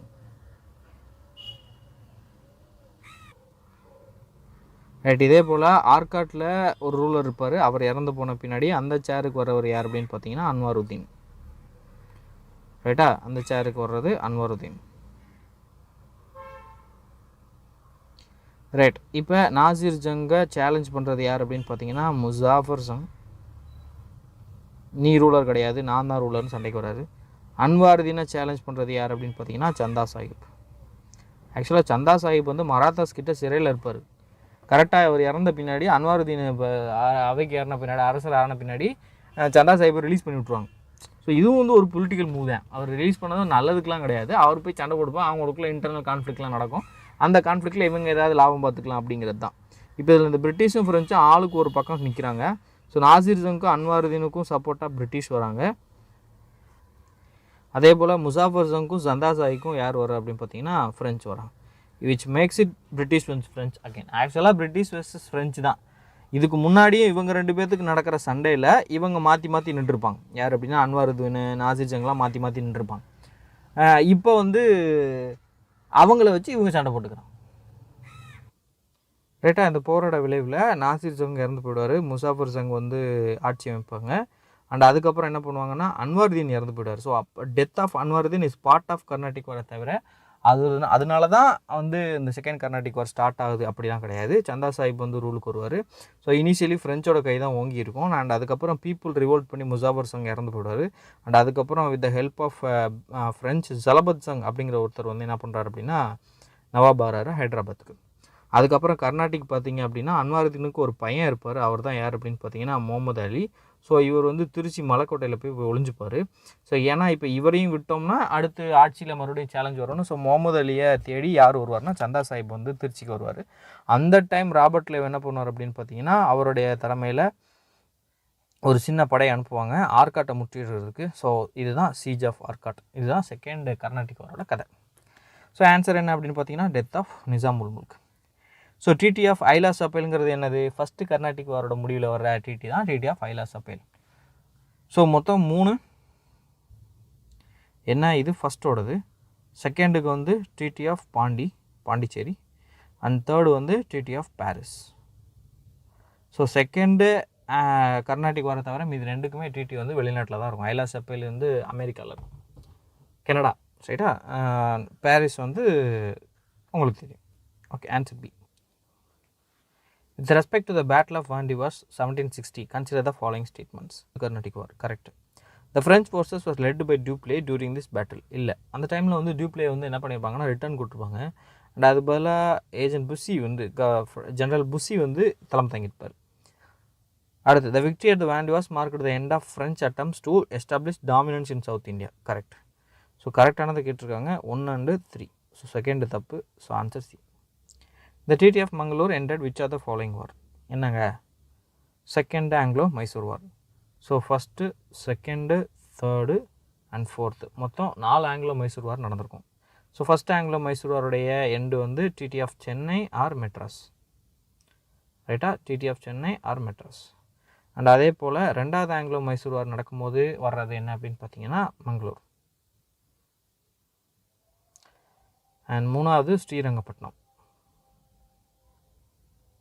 நாலாவதுக்கு டிடி கிடையாது, ஏன்னா battle ended with the victory of British. So British வந்து இது ஜெயிச்சிருவாங்க. ஸோ அங்கே ட்ரீட்டி போட வேண்டிய அவசியமே இருக்காது. திப்பு சுல்தான் சண்டையிலே இறந்து போயிடுவார், பேட்டிலே இறந்து போயிடுவார். Who was the British commander responsible for defeating Tipu Sultan in the 4th Anglo-Mysore War 1799? இது யார் அப்படின்னு பார்த்தீங்கன்னா ஆர்தர் வெல்லஸ்லி. ஸோ கார்ன்வாலிஸ் இங்கே இருக்கவே மாட்டார், ஏன்னா அவருடைய இது முடிஞ்ச பின்னாடி தான் வெல்லஸ்லி வருவார் இல்லையா. அவர் 1793 வரைக்கும் இருப்பார், இவர் 1799 இருப்பார். 99 தான் சண்டையே நடக்குது. ராபர்ட் லேவ் 1760s போயிடுவார், 60-70s முடிஞ்சிடும் அவருடைய டைம் பீரியட். ஸோ அப்போயே வரமாட்டார். அப்போ இது ஆன்சர் என்னன்னு பார்த்தீங்கன்னா Arthur Wellesley. Which of the following European powers supported Tipu Sultan during his wars with the British? British கூட சண்டை போடும்போது திப்பு சுல்தானுக்கு சப்போர்ட் பண்ணது யார் அப்படிங்கிறதான் கேள்வி. நமக்கு நல்லாவே தெரியும் ஆன்சர் வந்து ஃப்ரெஞ்ச் இல்லையா. With respect to the cause of Anglo-Maratha wars, consider the following statement. The first Anglo-Maratha was caused by Maratha's opposition to British interference in politics of the Maratha Confederacy. The second Anglo-Maratha war was primarily caused by the Marathas' alliance with the French against British interests in India. அப்படியா? The third Anglo-Maratha war was primarily caused by British decide to eliminate the last major opposition to their control in India. So ஆங்கிலோ-மராத்தா வார்ஸை பொறுத்தவரை first Maratha வாருக்கும் third Maratha வாருக்கும் சொல்கிறதுக்கு காரணம் correct தான். என்ன தான் வந்து வார் of சக்ஸஸ்ன்னு தான் ரீசன்னாலும் British அதோடைய இன்டர்ஃபியர் ஆனது மராத்தாஸ்க்கு பிடிக்கல, அதான் பிரச்சனை சரியா. அதுதான் ஃபஸ்ட்டு வார். ஸோ இப்போ இது first correct. Second Anglo Maratha war வந்ததுக்கு காரணம் என்ன? அவங்களுக்குள்ளே நடந்த சண்டை. ஜஸ்வந்த் ராவ் ஹோல்கருக்கும் தௌலத் ராவ் சிந்தியாவுக்கும் நடந்த சண்டை தான் காரணம். ஹோல்கர் வெர்சஸ் சிந்தியா. ஸோ இவங்க யார் அப்படின்னு பார்த்தீங்கன்னா அந்த மராத்தாஸில் மொத்தம் 5 பேர் இருப்பாங்க. ஹோல்கர், சிந்தியா, கெய்க்வாட், பேஷ்வா அப்படின்னு சொல்லி ஒரு 5 பேர் இருப்பாங்க. இவங்க 5 பேருமே கான்ஃபெடரசி. இவங்க 5 பேர் சேர்ந்தது தான் மராத்தா எம்பையர். போன்ஸ்லே கடைசி 5 பேர் ரைட்டா. இப்போ இதில் ஹோல்கர் ஜஸ்வந்த் ராவ் ஹோல்கர் அண்ட் தௌலத் ராவ் சிந்தியா. ஸோ இப்போ இவங்க 2 பேர்த்துக்கும் சண்டை நடக்கும். ஸோ இவரோட தம்பியை வந்து கொன்றுவார். இவருக்கு ஒரு தம்பி இருக்கும், அவர் கொன்றுவார். அதனால் 2 பேருக்கும் சண்டை. ஸோ இதில் பேஷ்வா போய் பாஜிராவ் 2 இருப்பார். ஸோ இவர் வந்து தௌலத் ராவ் சிந்தியா பக்கம் நின்றுவார். ஸோ ஜஸ்வந்த் ராவ் ஹோல்கர் வந்து இவங்க 2 பேருமே டிஃபீட் பண்ணிடுவார். ஸோ டிஃபீட்டான பாஜிராவ் 2 என்ன பண்ணுவார் அப்படின்னா பிரிட்டிஷ்கிட்ட போய் ஹெல்ப் கேட்பார். நல்ல சமயத்தில் வந்த அப்படின்னு சொல்லி டிடி ஆஃப் பஸ்ஸை போட்டுருவாங்க. ஸோ இந்த டைம் யார் இருப்பாங்க அப்படின்னு பார்த்தீங்கன்னா வெல்லஸ்லி இருப்பார். ஸோ வெல்லஸ்லி ஒரு ட்ரீட்டி போட்டாலே அது என்னன்னா subsidy alliance. So 1802 treaty of Bassein is subsidy alliance between British and Marathas. So இந்த சப்சிடி அலையன்ஸை அக்செப்ட் பண்ணிக்க முடியாத மற்ற மராத்தாஸ் வந்து பிரிட்டிஷ் கூட சண்டைக்கு போவாங்க. இது எங்களோட ஹியூமிலேஷன் சொல்லி பிரிட்டிஷ் வரதை கேட்க மாட்டாங்க. இப்போ அவங்க 2 பேர்த்துக்கு நான் சண்டை நடக்கும். ஸோ இப்போ தப்பு. The third Anglo-Maratha was primarily caused by British decide to eliminate the last major opposition to their control in India. அது ரஃப்லி கரெக்டு தான். பட் இன்னும் என்னன்னு பார்த்தோம் அப்படின்னா பிண்டாரிஸ்னு ஒரு குரூப் இருப்பாங்க. ஸோ இவங்க மராத்தாஸோட 5ஆம் கட்ட 6ஆம் கட்ட படை மாதிரி. ஸோ எப்போ தேவைப்படுதோ அப்போ வந்து சப்போர்ட் பண்ணிகிட்டு இருப்பாங்க. இந்த பிண்டாரிஸை வந்து ஒரு ராபர்ஸ் சரியா. ஸோ இந்த மராத்தாஸ் வந்து ஃபால் ஆன பின்னாடி இந்த பிண்டாரிஸ் வந்து ரைஸ் ஆகிட்டு இருந்தாங்க. ஏன்னா அவங்க இந்த ராப் பண்ணிட்டு இருந்தாங்க நிறைய, அவங்களுக்கு சண்டை இல்லாதனால. ஸோ இவங்களை ஒழிக்கிறதுக்கு வந்து பிரிட்டிஷ் இறங்கினாங்க. இது ஒரு ரீசன். 2வது ரீசன் என்ன அப்படின்னு பார்த்தீங்கன்னாலும் இந்த ரீசனை சொல்லலாம். அண்டு 3வது ரீசன் வந்து இந்த செகண்ட் ஆங்கிலோ மராத்தா வாரில் ஏற்பட்ட அந்த அவமானத்தை வந்து அவங்களால ஏற்றுக்க முடியல. ஸோ அதுவும் ஒரு ரீசன். ஸோ இதுதான் reasons for 3 Anglo Maratha Wars. So இப்போ ஆன்சர் என்ன அப்படின்னு பார்த்தீங்கன்னா 2 மட்டும் வராது. ஸோ 2 அப்புறம் கட் பண்ணுங்கள். Answer A. With respect to the second Anglo-Maratha war, consider the following statements. The war was fought mainly between British and Maratha Confederacy, with Marathas divided into factions. ஆமாம், அவங்க பிரிஞ்சுக்கிட்டாங்க. British defeated the Marathas at the Battle of Asai, which led to British control over large parts of central India. அடுத்து 3வது statement பாருங்கள். The war ended with Maratha gaining control of significant territories from the British. அதே எப்படி second Anglo Maratha வாரில் எதுலேயுமே வந்து British Marathas வந்து பெரிய அளவு சோபிச்சுக்கிற அளவுக்குலாம் வெற்றி பெறல. அப்படி பார்த்தோம்னா 3rd ஸ்டேட்மெண்ட் கண்டிப்பாக தப்பு. 3rd கட் பண்ணாலே மீதி ஆன்சர் வந்துடும் ஆப்ஷன் ஏ. ஸோ அப்போ மற்ற ரெண்டுமே correct. Match the following tribal revolts with their respective leaders. Santhal rebellion. Santhal rebellion, Munda rebellion, Munda வந்துடுவார், பிர்சா முண்டா வந்துடுவார். 2க்கு 3 எங்கே இருக்குது? ஆப்ஷன் ஏ இருக்குது, சி இருக்குது, பியும் வராது, டியும் வராது. ரைட்டா? அடுத்து Santhal rebellion, Sidhu and Kanhu. So இதுலேயே நமக்கு ஆன்சர் வந்துருச்சு. ஆன்சர் ஏ தான். ராம்பர் ரிபல்லியன் ஆந்திர பிரதேசம் நடந்திருக்கும். அல்லூரி சீதாராமராஜு. கோல் ரிபல்லியன் வந்து சோட்டா நாக்பூர் பகுதியில் நடந்திருக்கும். ஸோ அது வந்து ஒரு பர்டிகுலர் குரூப்பாக சண்டை போட்டிருப்பாங்க. சரியா? ஆன்சர் வந்து ஏ. நான் மார்க் பண்ணிடுறேன். Answer A.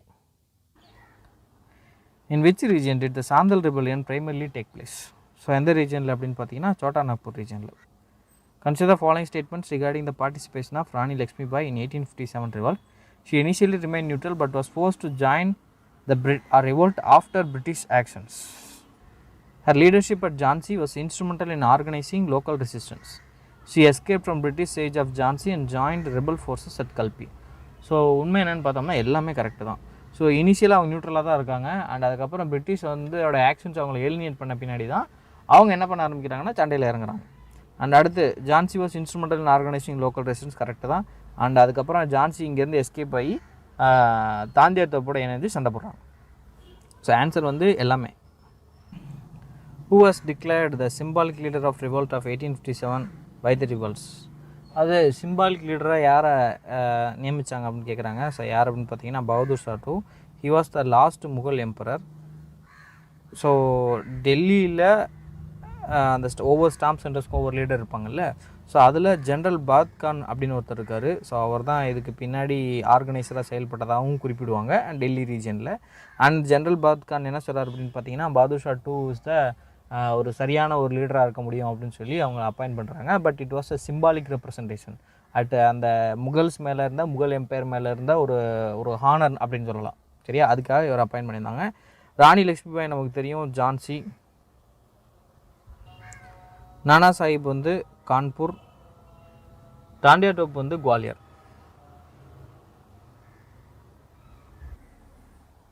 Consider the following statements about Kanwar Singh's role in revolt of 1857. Kanwar Singh was the Zamindar of Jagdishpur in Bihar who led the revolt in eastern India. Correct. Despite being over 80 years old, he actively led troops in battles against the British. Ama. He died in battle at Kanpur while trying to recapture the city from British. கிடையாது, அங்கே அவருக்கு சிவியராக ஊண்டாயிருக்கும். And அவரோட கை கூட வந்து வெட்டுப்பட்டிருக்கும். So அந்த கை அவர் இழக்கலைன்னா அவர் இறந்து போயிடுவார் அப்படிங்கிற மாதிரிலாம் ஒரு இது இருக்கும். ஸோ அப்போ அவர் என்ன பண்ணுவார் அப்படின்னா அந்த கையை அவர் வெட்டி கங்கையில் தூக்கி போட்டு போயிடுவார்.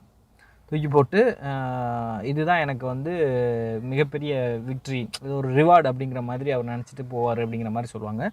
Even though he couldn't conquer that city after, திருப்பி அவரால் ரீகேப்சர் பண்ணியிருக்க முடியாது. அண்ட் அதுக்கப்புறம் அவருடைய அசம்கார் பேட்டில், இதான் அசம்கார் பேட்டில், அதை அந்த பகுதிக்கு கேம்பெயினில் நடக்கும் அசம்கார் கேம்பெயின். ஸோ அதுக்கப்புறம் அங்கேருந்து வெளியில் போய் அதுக்கப்புறம் அவரோட ஆன்செஸ்டர் பிளேஸ் ஜெகதீஷ்பூரில் தான் போய் இறந்து போவார். ஸோ அந்த பேட்டில் அவர் இறந்து போகலை. ஸோ 1 and 2 தான் answer. Who was the Governor General of India during the revolt of 1857? So the most important reason அப்படின்னு பார்த்தோம் அப்படின்னா லார்ட் டல்லோசி சொல்லலாம். ஏன்னா கிட்டத்தட்ட அவர் ஆட்சி செஞ்ச பகுதிகளில் கிட்டத்தட்ட முக்கால்வாசி பகுதிகளில் பிரிட்டிஷ் இந்தியா கூட அனெக்ஸ் பண்ணியிருப்பார். ஸோ பிரிட்டிஷ்க்கு சக்ஸஸிவ்னு பார்த்தோம் அப்படின்னா அது மிகப்பெரிய சக்ஸஸ். ஆனால் அது இருக்கிற எல்லா பீப்புளையும் பொலிட்டிக்கலாக அண்ட்ரஸ் பண்ணிடுச்சு. ரைட்டா? ஸோ அது ஒரு முக்கியமான ரீசனாக இருந்துச்சு. But he was not the governor general during the revolt. யார் அப்படின்னு பார்த்தீங்கன்னா Lord Canning. So he was the last governor general of India. Also the first வைஸ்ராயும் இவரே தான். Which legal act was passed after the revolt that marked the end of company rule in India? 1858 Government of India Act. இது act of good governance for India அப்படின்னு அழைப்பாங்க. Nature of 1857 revolt, அதை பற்றி சில statements கொடுத்துருக்குறாங்க. என்ன அப்படின்னு பார்த்தீங்கன்னா it is a purely military mutiny with no civilian participation. எடுத்தோன்னே தப்பு. So the major difference between 1857 revolt and other civil rebellions, நிறைய இதுக்கு முன்னாடி ரிவோல்ட் நடந்திருக்கு. பராக்பூரில் நடந்திருக்கு, 1806 வேலூர் ரிவோல்ட் நடந்திருக்கு. இந்த மாதிரி நிறைய ரிவோல்ட் நடந்த போதிலும் அது எப்படி 1857 எப்படி மற்றதுலேருந்து வேறுபடுது அப்படின்னா it was initially started by sepoys but later it was joined by civilians. So civilian பாப்புலேஷனும் கலந்துக்கிட்டாங்க. சரியா? அந்த இப்போ ஏற்கனவே அந்த பிரச்சனையிலேருந்து பாதிக்கப்பட்ட முன்னாள் மன்னர்கள் இருக்காங்க இல்லையா, அந்த பிரின்சஸ் முன்னாள் மன்னர்கள், அவங்க நாடு எல்லாம் கேப்சர் பண்ணிக்கிட்டாங்கல்ல பிரிட்டிஷ் அவங்க. அதுக்கப்புறம் இவங்களால் பாதிக்கப்பட்ட ஜமீன்தார்ஸு, பெசன்ஸு எல்லாருமே கலந்துக்கிட்டாங்க. So wide variety of participation of civilians. சரியா, இது சிப்பாய் சண்டை நடந்த பின்னாடி இது நடக்கும். The revolt was limited mostly to northern and central India. இது கரெக்ட், ஏன்னா சதர்ன் இந்தியாவிலேருந்து பெரிய பார்ட்டிசிபேஷன் இல்லை, which was one of the main reason for the fall of 1857 revolt two.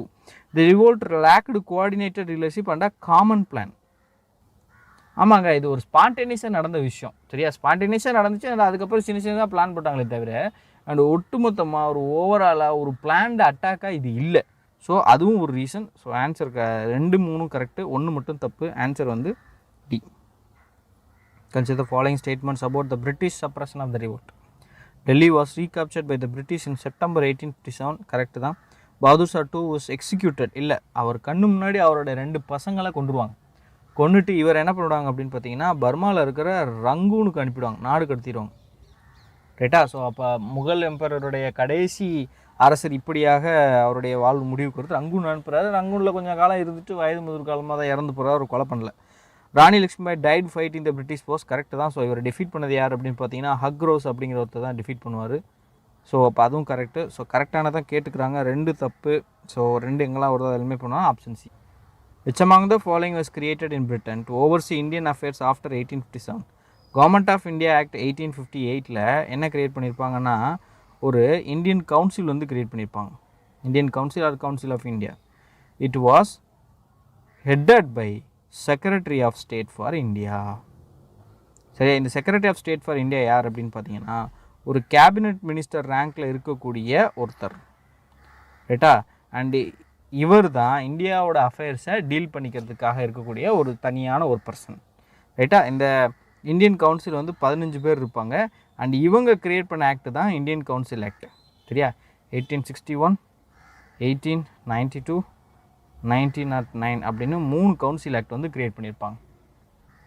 And secretary of state இருக்கார் இல்லையா, the first secretary of state யார் அப்படின்னு பார்த்தீங்கன்னா Lord Stanley. So answer B. Who was known as the liberal viceroy who introduced reforms between 1880 to 1884? So liberal வைஸ்ராய்னால் நம்ம time பீரியட்லாம் சொல்ல தேவையில்லை, ஜென்ரலாகவே நம்ம எடுத்துகிட்டு போகலாம். யார் அப்படின்னு பார்த்தீங்கன்னா லார்ட் ரிப்பன். ஸோ இதில் என்ன ஒரு விஷயம் அப்படின்னா லார்டு லிட்டன்னா முன்னாடி வருவார், அண்ட் அதுக்கப்புறம் லார்ட் ரிப்பன் வருவார். இவர் வந்து என்னெல்லாம் கலவரம் பண்ணிட்டு போனாரோ அந்த கலவரத்தை எல்லாத்தையும் இவர் மாற்ற முயற்சி பண்ணியிருப்பார்.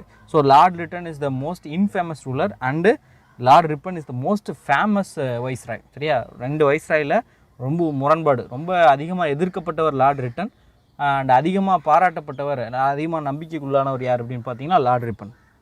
ஸோ அப்போ என்ன செஞ்சாங்க, லார்டு லிட்டன் இருக்கார் இல்லையா, அவர் என்ன பண்ணார்னா ஆர்ம்ஸ் ஆக்ட்னு ஒரு ஆக்ட் கொண்டு வந்தார். அதே போல் வெர்னாக்குலர் ப்ரெஸ் ஆக்ட்னு ஒரு ஆக்ட் கொண்டு வந்தார். ஆர்ம்ஸ் ஆக்ட் எதுக்கு அப்படின்னு பார்த்தீங்கன்னா இந்தியன்ஸ் கையில் இந்த மாதிரி ஆயுதங்கள் புழங்குறது வந்து தடை செய்கிறதுக்காக கொண்டு வந்தது. வெர்னாக்குலர் ப்ரெஸ் ஆக்ட் எதுக்காக அப்படின்னா தாய்மொழி பத்திரிகை தடை சட்டம் அப்படின்னு தமிழில் சொல்லுவாங்க. இந்தியன் லாங்குவேஜஸில் இருக்கக்கூடிய அந்த பத்திரிகைகள் எல்லாத்தையுமே தடை செய்கிறதுக்கான வழிமுறையாக இருக்கும். சரியா, சென்சார்ஷிப் மாதிரி கொண்டு வந்து அதை தடை செய்வார். யார் அப்படின்னு பார்த்தீங்கன்னா லார்டு லிட்டன். லார்டு லிட்டன் 1876லேருந்து 1880 வரைக்கும் இருந்திருப்பார். ரைட்டா. லார்டு ரிப்பன் 1880லேருந்து 1884 வரைக்கும் இருந்திருப்பார். Lord Mayo is the first viceroy to be killed in office. சரியா, முதல்ல ஒரு இந்திய வைஸ்ராய், ஒரு பிரிட்டிஷ் வைஸ்ராயை கொலை பண்ணப்பட்டவர் யார் அப்படின்னு பார்த்தீங்கன்னா லார்டு மேயோ. ஸோ 1869லேருந்து 1872 வரைக்கும் இருக்கார். அண்ட் இவர் சில முக்கியமான விஷயம் பண்ணியிருக்காரு. என்ன அப்படின்னு பார்த்தீங்கன்னா 1871 இவர் தான் இந்தியாவுக்கான ஃபஸ்ட்டு சென்சஸை வந்து கொண்டு வந்தார். சரியா, 1871 right. Lord Mayo. Lord Lytton கொண்டு வந்தது தான் என்ன அப்படின்னு பார்த்தீங்கன்னா நான் சொன்ன மாதிரி இது arms act and vernacular press act ரெண்டுமே 1878 தாங்க. Arms act, vernacular press act. And அதே போல் டெல்லி தர்பாரை செலிப்ரேட் பண்ணதும் இவர் தான் 1876. அண்ட் அந்த டைம் வந்து த கிரேட் பெங்கால் ஃபெமைன்னு சொல்லுவாங்க. 1876லேருந்து 78 வரைக்கும் ஒரு பெரிய ஃபெமைன் வந்திருக்கும். அந்த ஃபெமைன் அப்போ எல்லோரும் கடும் பஞ்சத்தில் செத்துட்டு இருப்பாங்க, இவர் மட்டும் கொண்டாடிட்டு இருப்பார். என்னத்தை, ராணி வந்து பதவி ஏற்றதை வந்து கொண்டாடிட்டு இருப்பார் Lord Lytton. And Lord Curzon, you know about him. 1907 sorry 1899லேருந்து 1905 வரைக்கும் ரூல் பண்ணவர் வைஸ்ராயாக இருந்தவர் யார் அப்படின்னா லார்ட் கர்சன். இவர் ஃபேமஸாக பண்ணது தான் என்ன அப்படின்னு பார்த்தீங்கன்னா பார்ட்டிஷன் ஆஃப் இந்தியா. 1903 அனௌன்ஸ் பண்ணியிருப்பாங்க, 1905 இம்ப்ளிமெண்ட் பண்ணியிருப்பாங்க. லார்ட் ரிப்பன் என்னெல்லாம் பண்ணார்? He was came to be known as called to be known as the father of local self government in India. இந்தியாவில் உள்ளாட்சி அரசாங்கத்தின் தந்தை என்று அழைக்கப்படக்கூடிய அளவுக்கு ஒரு பெருமையானவர். அண்ட் அதே போல் இந்த வெர்னாகுலர் ப்ரெஸ் ஆக்டை ரிப்பீல் பண்ணது இவர் தான். 1882 ரிப்பீல் பண்ணியிருப்பார். அண்டு ஃபஸ்ட்டு ஃபேக்ட்ரி ஆக்ட் கொண்டு வராருங்க. First factory act. It tried to reduce the menace of child labour. Child labour உள்ள பிரச்சனையை சால்வ் பண்ணுறதுக்கு நிறையா முயற்சி பண்ணியிருப்பார். அண்ட் 1881 இவர் கொண்டு வந்தது தான் என்ன அப்படின்னு பார்த்தீங்கன்னா இல்பர்ட் பில். 1883 ஆக்சுவலாக 1883, ஏன்னா அடுத்த வருஷம் அவர் ரிசைன் பண்ணிட்டு போயிடுவார் 1884. இல்பர்ட் பில் என்ன பண்ணுவார் அப்படின்னு பார்த்தீங்கன்னா, ஒரு இந்தியன் இருக்கார், இந்தியன் ஜட்ஜ் இருக்கார் அப்படின்னா இவர் ஒரு இந்தியன் பீப்புளை தான் என்ன பண்ண முடியும்னா என்கொயர் பண்ண முடியும், அவங்களுக்கு தண்டனை இந்த மாதிரி விஷயங்கள்லாம் வழங்க முடியும். ஒருவேளை ஒரு யூரோப்பியன் மேலே ஏதோ ஒரு கேஸ் இருந்துச்சு அப்படின்னா அதை இந்த இந்தியன் ஜட்ஜ் விசாரிக்கக்கூடாது அப்படிங்கிறது தான் ரூல். ஸோ இதை மாற்றி ஒரு இந்தியன் ஜட்ஜும் ஒரு யூரோப்பியனை விசாரிக்கலாம் அப்படின்னு ஒரு பில் இன்ட்ரடியூஸ் பண்ணாங்க. அந்த பில் தான் என்ன அப்படின்னு பார்த்தீங்கன்னா இல்பர்ட் பில். ஸோ இதை அவர் ரொம்ப வேகமாக தீவிரமாக இன்ட்ரடியூஸ் பண்ண ட்ரை பண்ணார். பட் இதில் யூரோப்பில் பயங்கரமாக எதிர்ப்பு, பர்டிகுலராக பிரிட்டிஷில் பயங்கரமாக எதிர்ப்பு தெரிவித்தாங்க. ஸோ அந்த பில்லை மாடிஃபை பண்ணி தான் பாஸே பண்ணாங்க. அதோடைய பர்பஸே டிஃபீட்டட். ஸோ இந்த விரக்தியில் தான் அவர் ரிசைன் பண்ணிட்டு போவார். இதெல்லாம் லார்டு லிப்பனோட சாதனைகள். Consider the following statements about the Vernacular Press Act. It was enacted in 1878. Correct. It was aimed at curbing the freedom of English language. வெர்னாக்குலர்னாலே உள்நாட்டு அப்படிங்கிறது தான் அர்த்தம். ஸோ உள்நாட்டு அல்லது தாய்மொழி பத்திரிகையில் தடை செய்கிறது தான் இவங்களுடைய முக்கியமான நோக்கம். ஸோ இப்போ தப்பு. It was introduce during the Lord Lytton administration. இப்போ தான் சொன்னேன் கரெக்டு. ஸோ இப்போ கரெக்டானது கேட்டுக்கிறாங்க, 2 தப்பு. So answer A. Who was the founder of the Young Bengal movement? So இதை ஃபவுண்ட் பண்ணது யார் அப்படின்னு பார்த்தீங்கன்னா Henry Louis Vivian Derozio. 1820s to 30s ரொம்ப ஃபேமஸாக இருந்துச்சு. அண்ட் யங்ஸ்டர்ஸ்ட்டை ரேஷ்னலிசத்தை இம்போஸ் பண்ணுறதுல இவங்க ரொம்ப முக்கியமாக கான்சன்ட்ரேட் பண்ணாங்க. அண்டு இது எங்கே இருந்துச்சு அப்படின்னு பார்த்தீங்கன்னா கல்கத்தா ஹிந்து காலேஜில் இதோட இதாக இருந்துச்சு. இவர் ஆக்சுவலாக ஒரு ப்ரொஃபஸராக இருந்திருப்பார், லெக்சராக இருந்திருப்பார். அண்ட் அவர் தன்னுடைய ஸ்டூடெண்ட்ஸுக்கு இந்த மாதிரி நிறைய இந்த ரேஷ்னலிசம் கான்செப்ட்ஸ் இன்ஃப்ளூயன்ஸ் பண்ணியிருப்பார். And equality, freedom and science support பண்ணுறது, ஆர்த்தடாக்ஸி கொஸ்டின் பண்ணுறது, இந்த மாதிரி விஷயங்களை அவர் இன்ட்ரடியூஸ் பண்ணியிருப்பார். Which college was the centre of young Bengal movement? இப்போ தான் சொன்னேன், Hindu college. Consider following about the Atmiya Sabha. It was founded by Rajaram மோகன் ராய் இந்த ஏர்லி 19th century. ஆமாங்க, 1814 கொண்டு வந்திருப்பார் கல்கட்டா ரீஜனில். The Sabha aimed at promoting rational thinking and monotheism. ரெண்டுமே கரெக்டு தான். It functioned as a public large gatherings.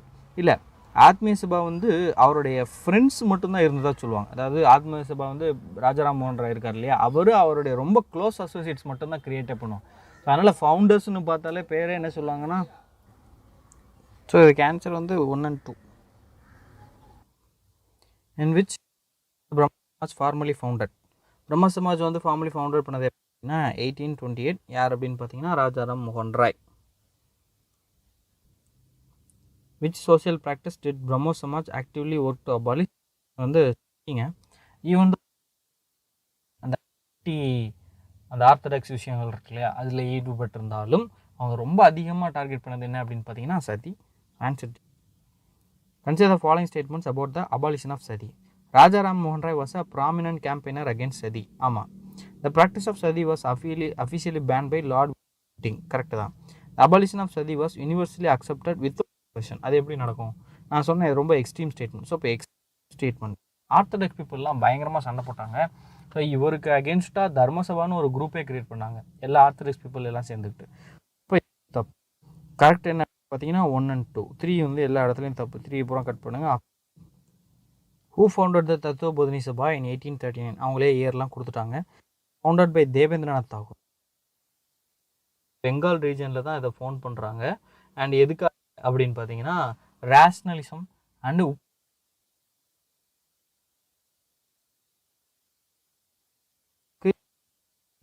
Answer B. Produce பண்ணது என்ன அப்படின்னு பார்த்தீங்கன்னா பிரம்மோ சமாஜ் ஆஃப் இந்தியா. ஆக்சுவலாக பிரம்மோ சமாஜ் இருக்கும்பொழுது பிரம்மோ சமாஜ் யார் இருக்கா? ராஜாராம் மோகன் ராய் இருக்கார் இல்லையா. இப்போ அவங்களுடைய டெசிபிள்ஸாக இருக்கிறவர் தான் யார் அப்படின்னு பார்த்தீங்கன்னா தேவேந்திரநாத் தாகூர் அண்டு இவர் கேசப் சந்திர சென், ரைட்டா. இப்போ after the death of Rajaram மோகன் Roy there is a faction between Debendranath Tagore and Keshab Chandra Sen. வழக்கம் போல் திமுக அதிமுக உருவாகுது இல்லையா, அந்த மாதிரி இந்த ராஜாராம் மோகன் ராயோட அந்த பிரம்ம சமாஜ் ரெண்டாக உடையுது. அண்டு தேவேந்திரநாத் தாகூரோடது ஆதி பிரம்மோ சமாஜ் அப்படின்னும் அண்ட் கேசப் சந்திர சென் வந்து பிரம்மோ சமாஜ் ஆஃப் இந்தியா அப்படின்னும் உருவாக்கப்படுது. வேரிஸ் பிரம்மோ சமாஜ் ஆஃப் இந்தியாவில் என்ன பிரச்சனை வருது அப்படின்னு பார்த்தீங்கன்னா, இந்த சைல்டு மேரேஜுக்கு அகென்ஸ்டாக இருக்கக்கூடிய இந்த பிரம்மோ சமாஜை சேர்ந்த கேசப் சந்திர சென்னே தன்னோட பொண்ணுக்கு ஒரு ராஜாவை கல்யாணம் பண்ணி வச்சுருவார். அந்த பொண்ணு வந்து மைனராக இருக்கும்பொழுது, அதாவது அவரே சைல்டு மேரேஜை வந்து பண்ணி வச்சுருவாரு. ஸோ அதனால் இவர்கிட்ட இருந்து கோச்சிக்கிட்டு சாதாரண சமாஜ் அப்படின்னு தனியாக ஒன்று பிரிவாங்க. ஸோ இதுதான் 3 factions of Brahmo Samaj of India. Brahma Samaj, ரைட்டா. Who was the founder of Brahmo Samaj of India established after the split in 1866? எந்த வருஷம் பாருங்க, யாருங்க? Keshab. The Adi Brahmo Samaj was known for supporting idolatry and rituals, கிடையாது. Advocating armed rebellion against the British, focusing mainly on economic reforms. அது இப்போ அழகாக கண்டுபிடிக்கலாம். Strict monotheism and opposition and caste discrimination, ரைட்டா. ஆதி பிரம்மோ சமாஜ் தான் அப்படின்னா அவருடைய faction. The following statement about Swami Dayananda Saraswati slogan, go back to Vedas. It aimed to reform Hinduism by giving its anti-spiritual. It supported caste-based discrimination as prescribed in the Vedas. It laid the foundation for Arya Samaj social reform activities. மூணாவது correct தான். அப்போ மூணாவது வராது C. இப்போ it supported discrimination as prescribed in the Vedas, கிடையாது. ஆக்சுவலாக இவர் என்ன சொல்ல வர்றாரு அப்படின்னு பார்த்தீங்கன்னா, காஸ்ட் பேஸ்டு டிஸ்கிரிமினேஷன் வேதங்களில் கிடையாதுன்னு சொல்கிறார். ஒரிஜினலாக உருவாக்கப்பட்ட வேதங்கள் வந்து அப்படியெல்லாம் எங்கேயுமே பேசப்படலை. நாம் தான் வேதங்களை தவறாக புரிஞ்சுக்கிட்டு தவறாக ஃபாலோ பண்ணுறோம். அதனால் நம்ம வேத டாமினண்ட்டாக இருந்த காலத்துக்கு நம்ம திரும்பணும் அப்படிங்கிற பாயிண்ட் ஆஃப் வியூவில் தான் அவர் பேசவே செய்வார். ஸோ காஸ்ட் பேஸ்ட் டிஸ்கிரிமினேஷனை அவர் ஆதரவு தெரிவிக்கல. இப்போ உள்ள காஸ்ட் பேஸ்ட் டிஸ்கிரிமினேஷனுக்கு எதிராக தான் வந்தார். இப்போ அந்த காலத்தில் இருந்த அந்த சோசியல் ரிலீஜியஸ் ரிஃபார்மர்ஸ் என்ன பண்ணாங்க அப்படின்னா, இவங்க எதாவது தான் வேதம் தான் சொல்கிறாங்களோ அதை எடுத்து படித்து இன்டர்பிரட் பண்ணி காட்டி வேதம் இப்படி சொல்லவே இல்லைன்னு சொல்லிட்டாங்க. இதை பார்த்து புரிஞ்சுக்கிட்டாங்க, ரைட். அப்போ வேதத்தின் பேரில் கடவுள் வழி நடத்தப்படுறோம் அப்படின்னு புரிஞ்சுக்கிட்டாங்க. ஆனால் ஒரு இருந்திருந்தாங்க அப்படின்னா அவங்க வேதத்தையே எடுத்து வாசித்து காட்டினாலும் புரியுது தான் சொல்லுவோம். நாம் அப்படி இருக்கிறோம் இல்லையா. நான் இப்போ நடக்கிற பாலிடிக்ஸ் தான் சொல்கிறேன், அப்படி தான் நடக்குது, ரைட். இது அந்த காலத்தில் நடந்த விஷயம், அதனால கொஞ்சம் கரெக்டாக நடந்திருக்கு, ஏதோ பரவாயில்லாமல். ஸோ இட் சப்போர்ட்டட்னா இல்லை, அவர் சப்போர்ட்லாம் பண்ணல. It aimed at reform Hinduism by reviewing its ancient scriptural base, correct. So அப்போ 1 and 3 கரெக்ட், 2 தப்பு. Which are the following statement is correct? So answer A. சரி, ஓகே மக்களே, நம்ம 50 கொஸ்டின்ஸ் பார்த்துருக்கோம். நான் இன்டென்ஷனலாக பிளான் பண்ணல, பட் இவ்வளோ தூரம் போயிடுச்சு. ஸோ இது ஒரு அல்டிமேட் ரிவிஷன், ஒரு ஸ்ட்ராட்டஜி மாதிரி இதை யூஸ் பண்ணணும் அப்படிங்கிறது தான் என்னோடய ஐடியாலஜி. நான் உங்களுக்கு தேவையானது தான் முக்கால்வாசி நான் சொல்ல ட்ரை பண்ணுறேன். உங்களுக்கு ஏதாவது தேவையில்லாமல் இருக்குது, இதோட டியூரேஷனை நம்ம இன்னும் குறைச்சிக்கலாம், ஜிஎஸ்க்கு நம்ம இவ்வளோ ஸ்பெண்ட் பண்ண தேவையில்லை அப்படின்னு நீங்கள் ஏதாவது உங்களுடைய கருத்து இருந்துச்சுன்னா தாராளமாக குறிப்பிடுங்க. ஸோ எம்டிஎஸ் மாதிரி எக்ஸாமுக்கு ஜிஎஸ் தான் வந்து மெயின் ஃபேக்டராக இருக்கும், இங்கிலீஷ் அண்ட் ஜிஎஸ் தான் முக்கியமான ஃபேக்டராக இருக்கும். With English more probably 18 to 20 வந்து போட முடியும். அண்ட் இப்போ கொஸ்டின்ஸ் வந்து டஃபர் பண்ணியிருக்கிறாங்க, அதை பொறுத்து அந்த மார்க்ஸ் வெரி பண்ணலாம். பட் ஜிஎஸ் வந்து ஹார்ட்லி 15 to 17 தான் போட முடியும். அதனால நிறைய பேர் என்ன பண்ணுவாங்க அப்படின்னா, ஜிஎஸ் எதுக்கு படிச்சுக்கிட்டுன்னு சொல்லி விட்டுருவாங்க. அப்படிலாம் விடக்கூடாது, ஏன்னா இது 2 தான் இருக்குது இல்லையா. ஸோ அதனால் அதை கான்சன்ட்ரேட் பண்ணுங்கள். நம்ம அதுக்கு உங்களுக்கு என்ன ஹெல்ப் வேணுமோ அதை நம்ம பண்ணுறோம், சரியா. ரைட். உங்களுக்கு ஏதாவது கருத்துக்கள் இருக்குது, சந்தேகங்கள் இருந்துச்சுன்னா கமெண்ட்டில் சொல்லுங்கள், நாம் இதை பார்க்கலாம். Thank you, by.